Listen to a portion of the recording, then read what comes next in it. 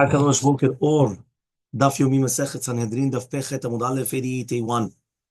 We were talking about right now that what happens if the entire clothing becomes white. You remember we were talking about different machlokot. So we were talking about that the Zaken Mamre could argue with. So we said, what was the concept of Nige Begadim? That means it was a nega on the beged. That means it was sarat on the begadim. Plukta de Rabbi Natan ben Avtulmos v'Rabbanan. There's a machlok between Rabbi Natan ben Avtulmos and Rabbanan. The Tanya was learned to the right. Rabbi Natan ben Avtulmos omer minayin. Now we're going to start on the top of page Pechet Amud Aleph.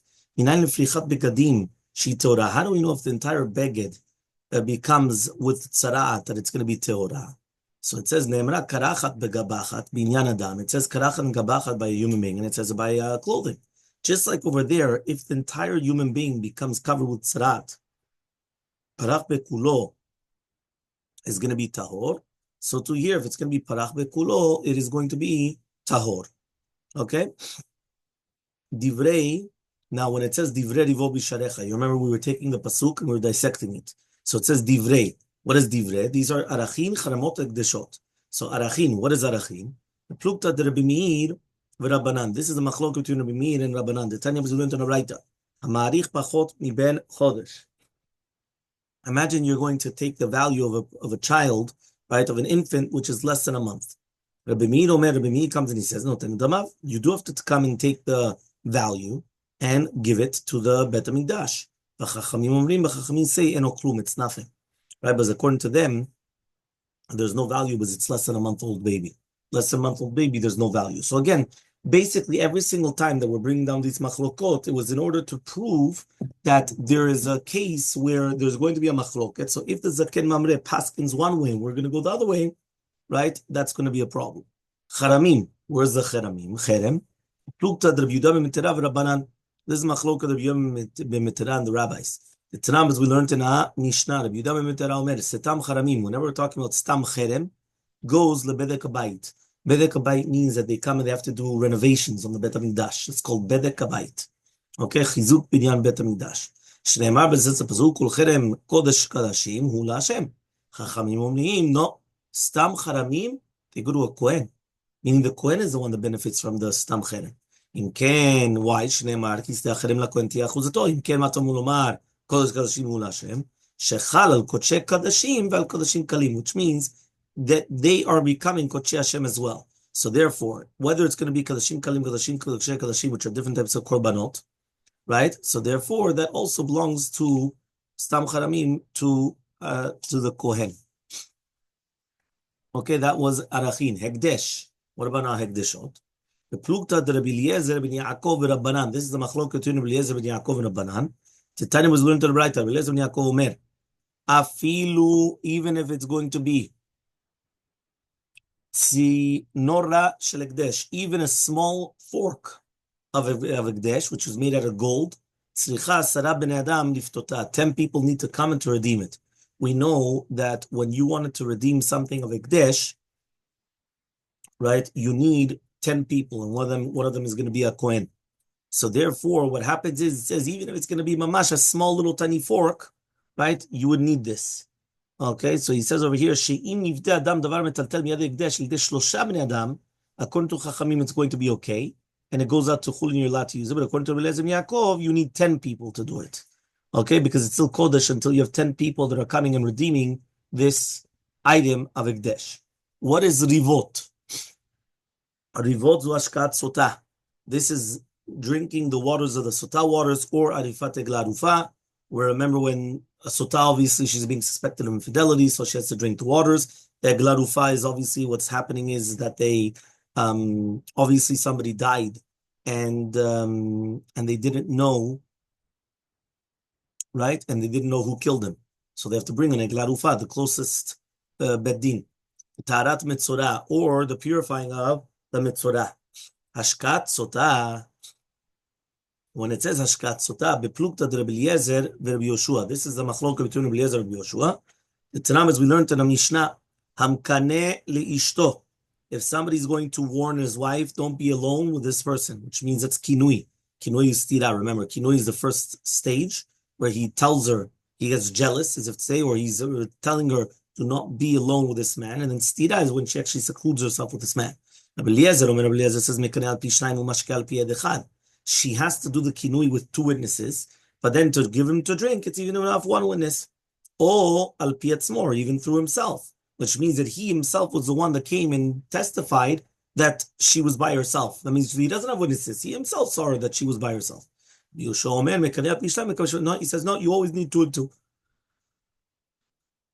Two witnesses that the husband is saying to her, you're not allowed to be by yourself with this person. Mm-hmm. And then another two witnesses on the actual seclusion. Okay?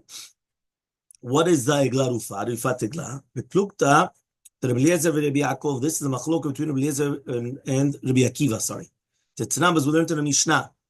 Me'ayin ayu modadin. Where would they come and start measuring the corpse in order to know which is the closest city from the corpse? So Eliezer it says mitiburo, from the middle of his stomach, right, from the belly button. Rabbi Akiva says no, mechotamo, from his nose. Rabbi Eliezer ben Yaakov says, where do they do it from? Where? From the halal, meaning the one which basically they hit him to kill is savaro, is going to be his neck. So therefore he comes and he says, if he's found between two different cities, but one of them is closer to his belly button, right, to tiburo, and the other one is closer to his neck. So there's machloket, right? And now again, the zaken goes against the betina gadol. So again, he's zaken amamre, right, because of this. Okay? So that's a machloket between them.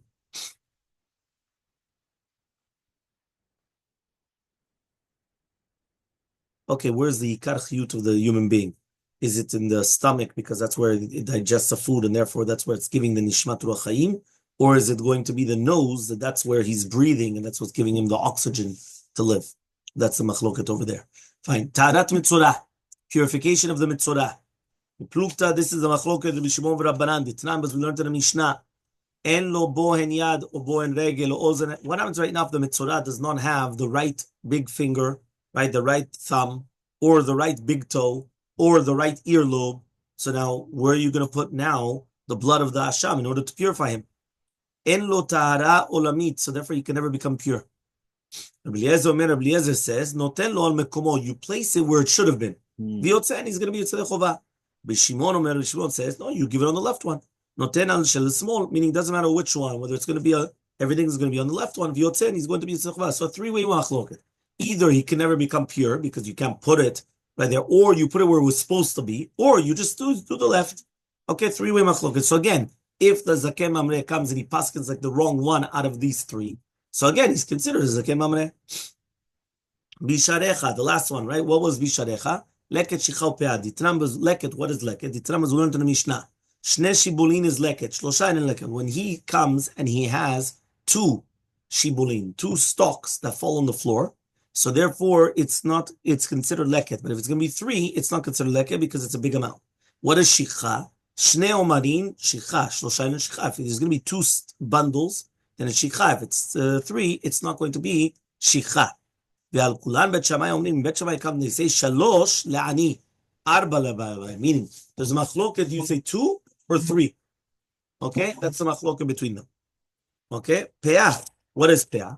So he says over here, it's a machloket, it's plukta de Rabbi Shmuel v'Rabbanan, machloket between Rabbi Shmuel and Rabbanan. The Tanya was learned to the Braita.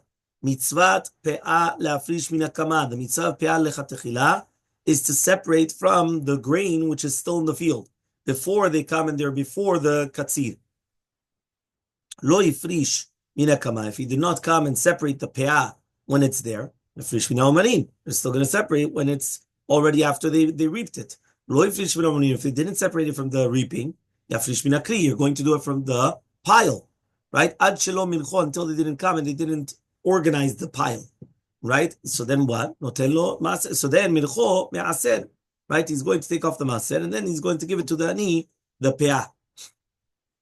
Okay, however, though Mishum Rabbi Shmuel Amru, Af Mafrish Min Isa, you could even take off peah from the Isa, meaning after they already came and they already grinded it and they made it into a flour, into a dough, so that's where you could still come and you could take it off the peah from there. So that means that's going to be the machloket between them. So according to the view of Rav Papa, everything in the Braita above, which is going to bring to Isur Karet, is talking about the Shita of Rabbi Meir that there's no din zaken mamre unless it's going to be, if you did it accidentally, it's going to be chatat, and purposely you're going to be chayav karet.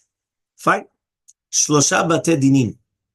We said that there's going to be 3 bate dinim. You remember we said that how do we judge this zaken mamre? So first of all, the zaken mamre comes and he paskins halakha not like the other rabbis. And we're talking about the majority of all the rabbis in the bet din. So now how do they judge him? So there's going to be 3 bate dinim if you remember. The first bet din by the Azara, the second one inside, right, outside the Petach Sharabayit, right? And the second one in the Azara, and then the third one is going to be Lishkat HaKazit. So it says over like this. Amar Rav Kara says, Hu Omer Mipi HaShmuav, the Zaken comes and he says, I learned it from my rabbis. The Bet Din HaGadol say also that they learned it from Mipi HaShmuav. Eno Neherag, he's not going to be killed. Hu Omer Kachu Be'enai, if he says that this is what appears to me, and they say this is what appears to me, Eno Neherag, he's not going to be killed.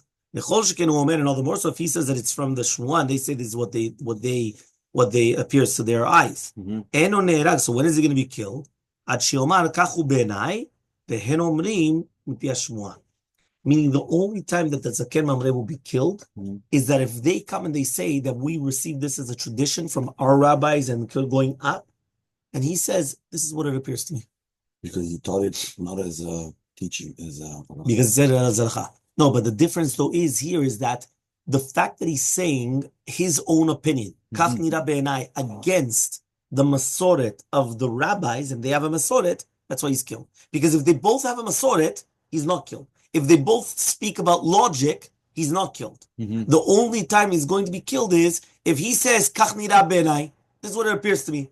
And they say we have a Shmuah, we have a Masoret. In such a case of the Masoret, that's going to be like this. Okay? Sharei, Teida, you should know. Sharei lo amru, right? Lo argu et hakavya b'me'alalel, right? They didn't kill hakavya b'me'alalel, right? When there was those 4 different things that they were arguing over there, right? In the Mishnah of Eduyot. We just started the Mishnayot of Eduyot. Yeah? So they didn't kill him like a Zaken Mamre. Okay? Rabbi Elazar says, Afilu hu omer mipi hashmuah, even if he's going to say mipi hashmuah, v'hen omrim tachu be'enenu, and they say this is what it appears in our eyes, neherag. No, he is killed. Yeah? Kedei shelo yirbu machloket Israel. That means according to Rabbi Elazar, it's even more strict. Even if he says, I learned it from the Shmuah, and meaning he's got a Masoret from his rabbis, and the other rabbis of the Lishkat HaKazit, the other rabbis of the Bet Din, they come and they say, no, this is what it appears in our eyes. He's still killed. Why? We don't want machloket Israel. Okay? So now if you're going to tell me, so why didn't they kill Hakavya b'me'alalel? Because he never paskened halakha l'maaseh. We already learned that it had to be that he's paskening halakha l'maaseh, not only just teaching. So we learned in the Mishnah, Kach darashti v'kach darshu chaverai, kach limati, kach limdu chaverai. Says the Gemara, what are you talking about? Yes, pasken halakha l'maaseh. It says kach darashti, drasha ze lo halakha l'maaseh, or kach limati, kach ani lamati, or limati את זה. My love, הוא אומר מפי השמועה והם אומרים כך הוא בעינינו? Says the Gemara, no. שהוא אומר כך הוא בעיניי והם אומרים מפי השמועה. Right? He's saying, that means again, we're answering it not like Rabbi Elazar. We're saying that no, that he's really saying כך הוא בעיניי, and they're saying מפי השמועה. Tashema, right? Another one. Right? דאמר רב יושיע, says Rabbi Yoshia, שלושה דברים סח לי זעירה מאנשי ירושלים. There were 3 things. A Zira came and he taught me from Yerushalayim. Yeah, so he says, Ba'al shemachal al kinuyo machul. If you have a husband, and he's going to be muchel on his kinui. Remember, this kinui was stira. So imagine right now the husband comes and he's going to be muchel on the kinui that he did. He went to his wife with 2 witnesses, and he told them, right? He went and he told them, right? In front of the witnesses, I'm doing kinui. What does that mean? You're not allowed to be by yourself with this man, with any man, or with this certain man. So what happens is, right, when he comes and he says that, that's called kinui. If he's mochel on the kinui, it's machul. He comes and says, you know what? I don't care anymore. It's okay. שהיא הייתה איתו? כן. He's mochel. He says, you know what? הוא חושד. לא, ודאי הוא חושד. It's only חשד. לא, כי אם הוא יודע, לא, זה משהו אחר, זה משהו אחר. פחת עמוד ב', 88b. בן סורר ומורה שרצו אביו ואמו למחול לו. What does he have a בן סורר ומורה that the parents want to forgive him? Right? מוכלים לו. They're allowed to be מוכל. זקן ממרה שרצו בדין למחול לו. מוכלים לו. They're allowed to forgive him. וכשבאתי אצל חבריי שבדרום על שניים לי, right, הודו לי, right, על זקן ממרה לא הודו לי. כדי שלא ירבו מחלוק בישראל. So therefore it's a proof that what זקן ממרה, that's it. You know, you have the, don't worry, by the way, there's a lot of zaken mamres. You know how people are. They start getting a little bit older. They think, you know, it's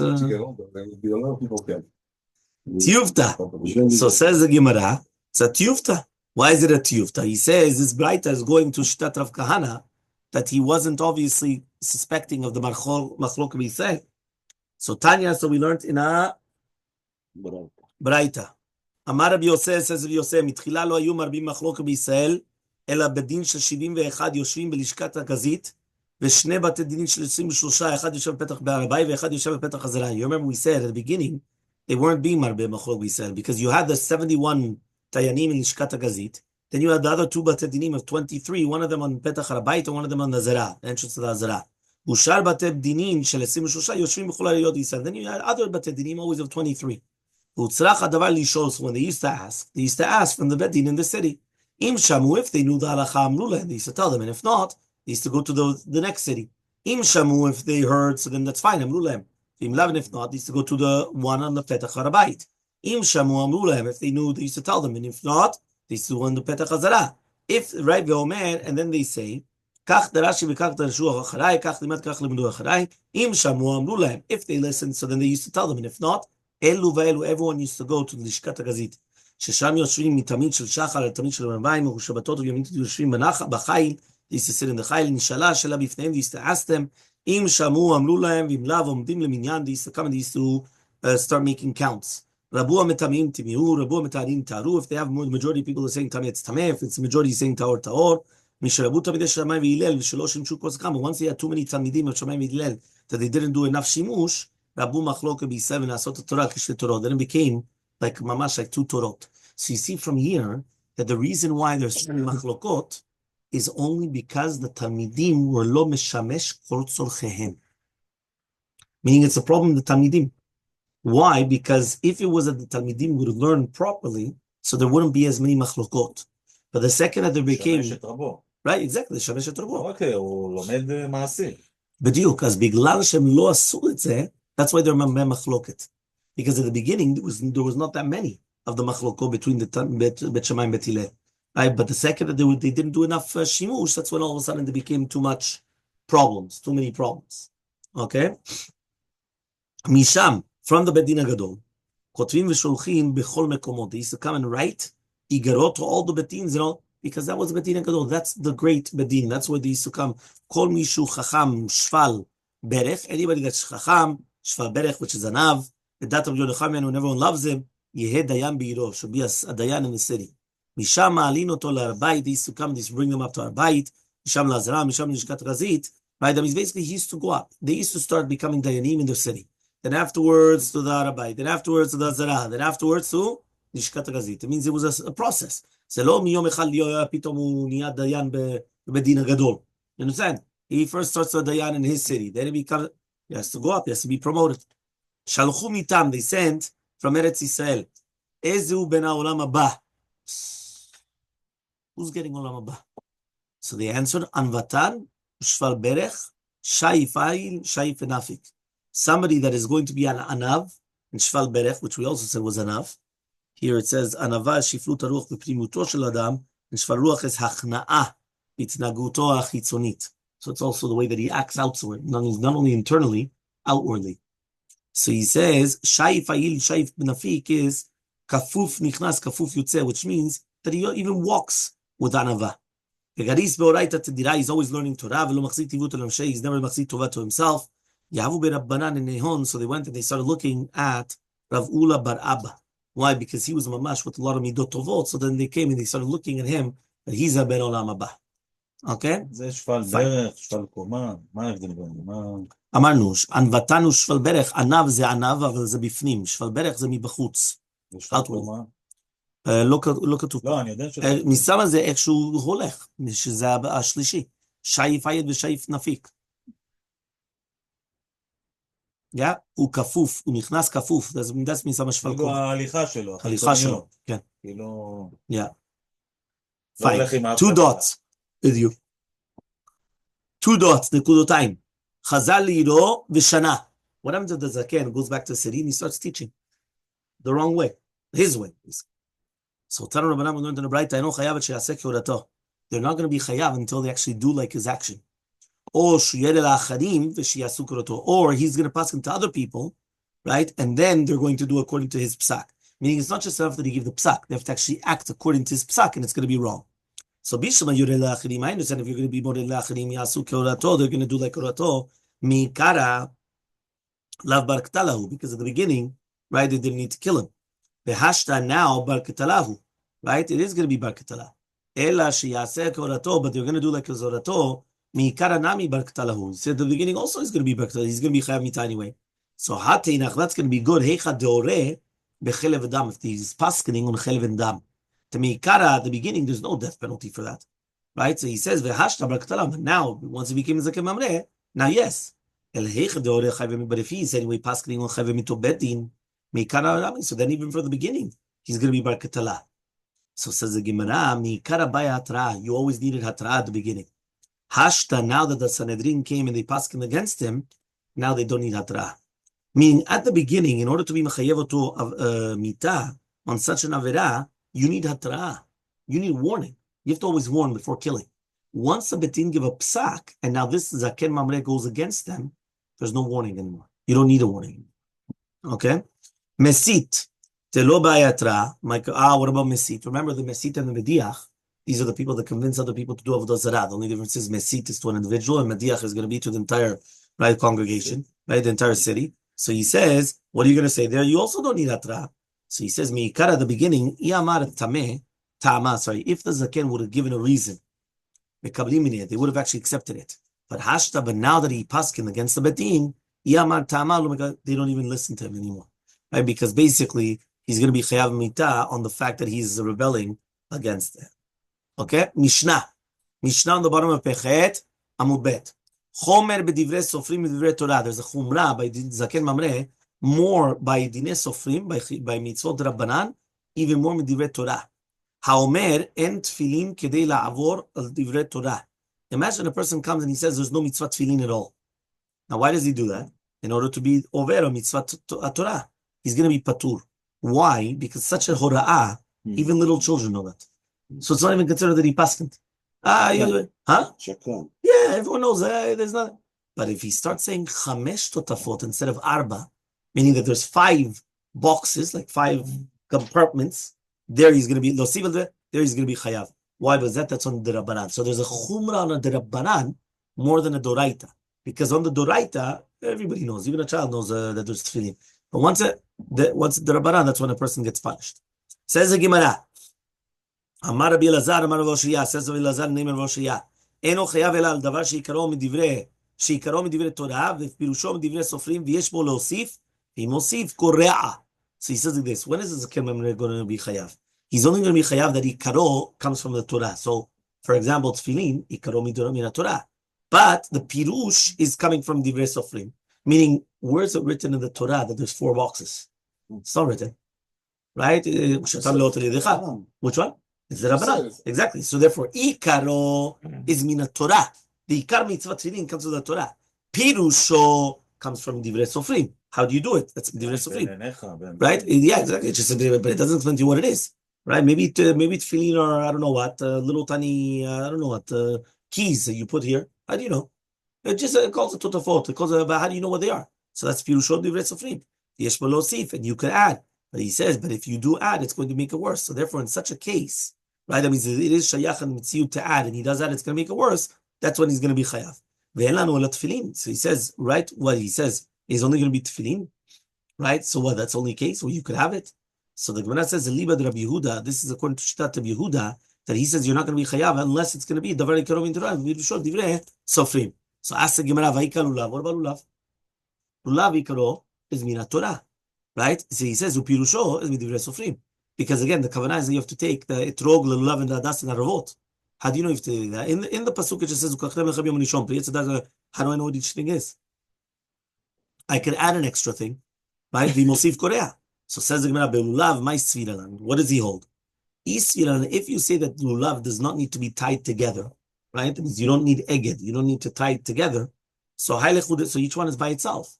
Now, if you hold that you do need to tie it together, garua ve'omedu. So then from the beginning already it's going to be a problem, because it's going to be pasul, because you already put it with a tosefet. So according to Rav Oshaya, he becomes zaken mamre only when he's paskening to add something that was kosher at the beginning and now becomes pasul.